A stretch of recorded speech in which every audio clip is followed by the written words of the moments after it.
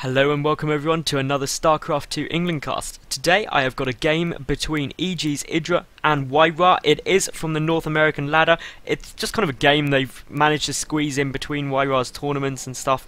It's pretty hectic in terms of what WhiteRa's doing. Anyway, WhiteRa is the blue Protoss player and EGIdrA is the red Zerg player. Now so far, EGIdrA doing well. He is still in the game. Lol. But no. All joking aside, this should be a really good game, and it will be interesting to see who wins. Obviously, these are two powerhouse names of StarCraft 2. I mean, everyone knows who WhiteRa and EGIdrA are. WhiteRa, pretty much everyone's favourite Protoss player, at least I think he is. He's one of my favourite Protoss players. I mean, he's just a cool guy. He's been around forever, and he's just a great player.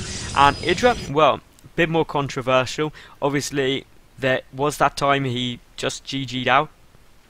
I say that one time, all those times he just GG'd out way too early. But I mean, he's come on so much in terms of his sporting nature. He stays in games, he really puts up a good fight. He's cut out the BM, and I mean, people love to hate him, people love him, and people hate him. So, again, it's equal amounts of fame and infamy, but either way, it's a player everyone does know of. And I mean, the map is Metalopolis, so it is just a standard ladder map, so I mean, WhiteRa could do a 3-pylon block off, which would be hilarious.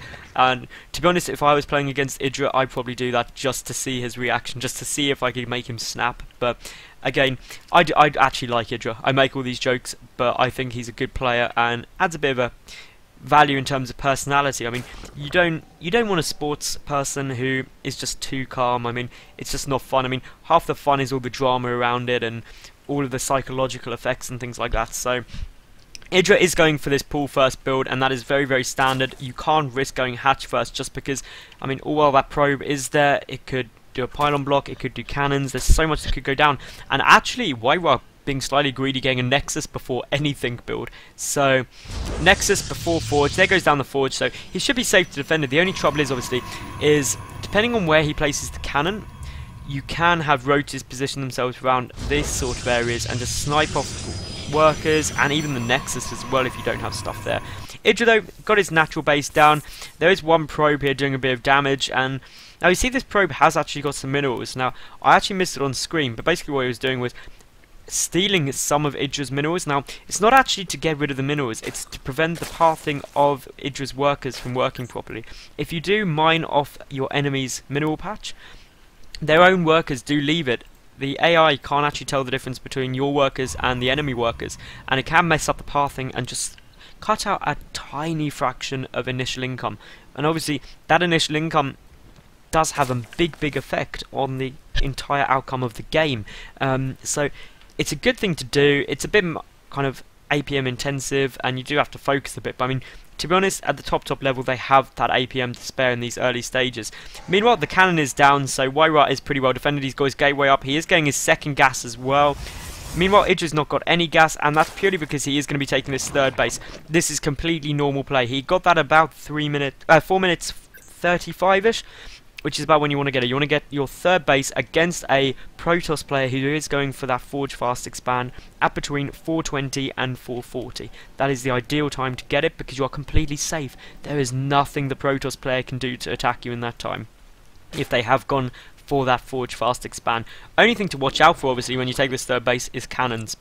Cannons make Zerg players sad face. So make sure you just have some Zerglings around just to scout that out. EGIdrA is just running these Zerglings up, got the watchtower, which is obviously essential, and the other watchtower, so no sneaky backdoor play going to be coming out from WhiteRa here. He has got his cybernetics core out, and he's actually getting a Stargate, so I really like a Stargate play on these positions. They are close by air, these overlords are not safe, the whole main base isn't safe, and really EGIdRA's only got queens to defend at the moment. This probe is going to get taken down by these Zerglings. 4 more Zerglings are on the way, but EGIdRA just playing the droning game. I'm going to build drones, I'm going to get a good economy, and I'm just going to win. And WhiteRa's really got to interrupt that, otherwise he will lose. Now, great drone transfer going on here. I mean, if you take a look at this natural base, it's a good number of drones, They're pretty evenly distributed all around. This one Zergling here just poking up in the front now. A Void Ray is on its way out, not getting chrono boosted out quite yet, but we will see that that Zealot had tried to take down that watchtower, but EGIdRA just going straight in there in order to deal with it, because obviously map vision is exactly what you need. Now, still no chrono boost. There we go. There goes the chrono boost on that Voidway. This Overlord will come in though and see that there's no gateways down, and that might make EGIdrA suspicious. This one Zergling trying to poke around and see what is going on, but this is just a great position to put that Stargate or any other kind of hidden tech because it's just so far out of the way. Meanwhile, we will see that Voidway has popped. Now the Roach one is coming down for EGIdrA. Now a normal timing is you'll get the Evolution Chamber pretty much at the same time, and he is going to need that, otherwise that Voidway will do a lot of damage. There goes that Evolution Chamber. Lair on the way as well. 1 queen, 2 queen, 3 queens are there. Now obviously this Overlord is going to go down, which will temporarily supply block EGIdrA, and I mean now it's just all about a Voidway versus a queen. The Voidway will win if it's just the 1 queen, so the queen's going to pull back, but the second one is on the way. Meanwhile, WhiteRa just very smartly just scouting around saying, are there any more Overlords that he can kill off? Because 1, it's 100 minerals worth of damage. 2, you may supply block your opponent. And 3, it's a lava they have to use to rebuild it.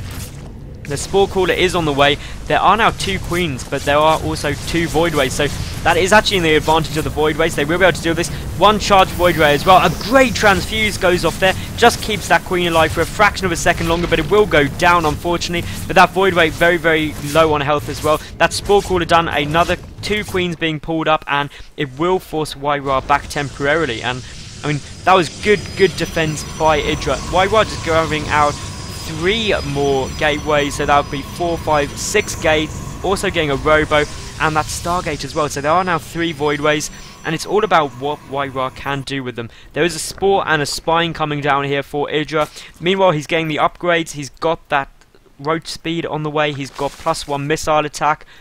Zergling speed just finished now. Macro hatch out. EGIdra's really going into his stride now.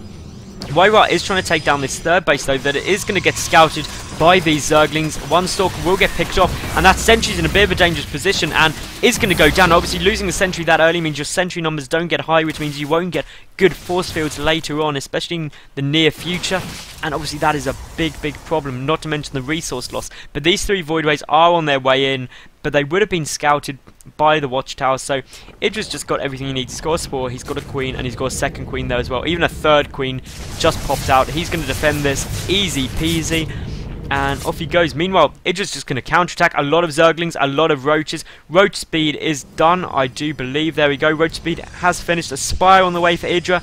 +1 missile attack is going to finish any second now. An Immortal will pop, and that will help deal with those Roaches, and so is the Robotics Bay. Now EGIdrA is actually going for the main. I'm surprised he hasn't pulled back. Actually, here we go. He is going to go for this third base now. Those sentries are looking very vulnerable. Going to need some good force fields to deal with this. And there are 2. There's a third one. And it is just keeping the main Roaches away for a while. But to be honest, the Zerglings alone are cleaning this up. +1 missile attack is literally going to finish during this attack for EGIdrA. And that Nexus is suddenly looking very vulnerable. And if that does go down, it will mean that WhiteRa is a base down to EGIdrA. Actually, 2 bases. EGIdra's expanding behind this. I absolutely love that. Push and expand, because all while you're attacking, they have to be defending, which means your base can get up. Some more Zerglings stream in, and EGIdrA very wisely, not overcommitting, just pulling back. He's killed off that third base, which is exactly what he needed to do. Now 5 Mutas are on the way, and that means those Voidways are very limited lives. They're basically something you bought from the shop, and they go out of date tomorrow. But unfortunately, WhiteRa didn't get the discount on them, which means when the Mutas come along and kill them, he's going to have a lot of problems, because that's really all of his map control and air superiority gone. The first Colossus has come out though. Now, obviously, EGIdrA needs to deal with that, but those Mutas will help, and he can obviously get Corruptors out if he chooses to. A second Evolution Chamber is now down. This 4th base pretty much finished, getting the 7th and 8th gas there as well. And here comes the Mutalisk. There is nothing WhiteRa can do to defend those. Those Voidways are going to go down. There is literally nothing WhiteRa can do. You can just try and take a few Mutalisks with him, but none will go down. And here we go. There is no cannons in the main base. There's only 1 Stalker being walked in now, which is going to get focused down pretty quickly. +1 melee attack, +1 armor, and +1 air attack on the way for EGIdrA. Meanwhile, +1 weapons are done for WhiteRa, and +1 armor is on the way. There's 1 lone Phoenix out trying to deal with these, but quite a lot of probes go down. If you take a look, 14 workers killed by EGIdrA to 0 of WhiteRa. If we take a look, it's now 86 drones to 45. This is not a good position for WhiteRa at all. I'd actually say this is a terrible position. EGIdra's just pumping units now. Loads of Zerglings, loads of Mutalisks. Actually, kind of pulling away from getting the roaches, but I mean, the third base for WhiteRa is up. He's got a good wall off here, but obviously this is just looking very vulnerable. Only one Colossus out, and that could just go down so quickly. And here we go. EGIdrA is coming in, and he's got a lot of stuff here. He's even bringing some queens for creep spread, and to be honest, I don't know what he's going to do. There's been no harassment. I love this. A Spore and 2 Spines defending him from DTs and any airplay, so that's good. Always protect your expansions. If you lose that expansion, it's going to cost you a lot more than what the few bits of static defense you need. And here we go. A big push comes in. That Colossus is very well protected by the Zealots. It was good positioning by WhiteRa. There's just so much stuff. EGIdRA's got so many units, and the Colossus does go down. These Stalkers don't have blink, so the surround from those Zerglings means they are all going to go down very quickly, and EGIdrA is pretty much at double the supply, over double the supply of WhiteRa now, remaxing completely on Zerglings and Roaches, getting +2 missile attack, +1 melee attack is finished up now, and I mean, just take a look there, 83 to 55 worker counts, so actually, surprisingly, WhiteRa has caught up a little bit there, and that is good, but EGIdrA taking his now 1, 2, 3, 4, 5th base. He has got the macro hatch out. He could probably even get a second macro hatch. He's got so much stuff. The fleet beacon on its way for WhiteRa, either for the Phoenix upgrade for range to deal with those mutas, or just for a mothership. Now, a mothership would be quite good, but I mean, this is just so much stuff. I don't know how WhiteRa's going to deal with this. EGIdRA's completely maxed on Ling, Muta, Roach, and here he goes. He's going in, and there's just so much stuff. There is literally nothing in order to defend this, and WhiteRa's army is just so out of position, and it's just so tiny, and there is the GG. So, if you'd asked EGIdrA, say, about 2 years ago, could you beat a Protoss player, he would have laughed, but just showing that that was an absolutely great game. I hope you did enjoy it, and if you did, please subscribe to my YouTube and follow me on Twitter at SC2_England. Thank you very much for watching, and bye for now.